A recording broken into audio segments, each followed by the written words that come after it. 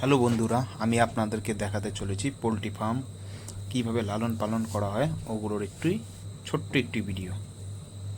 আপনারা দেখতে পারবেন কিভাবে খাবার দিচ্ছে। এগুলো 12 দিনের বাচ্চা, দেখে নিন আপনাদেরকে।